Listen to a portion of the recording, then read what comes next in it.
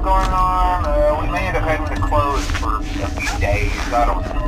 I want to emphasize, though, that it's really just a precaution. Fazbear Entertainment denies any wrongdoing. These things happen sometimes. It'll all get sorted out in a few days. Just keep an eye on things, and I'll keep you posted. Just as a side note, though, try to avoid eye contact with any of the animatronics side if you can. Someone may have tampered with their facial recognition systems. We're not sure. But the characters have been acting very unusual, almost aggressive towards the staff. They interact with the kids just fine, but when they encounter an adult, they just stare. Anyway, hang tight.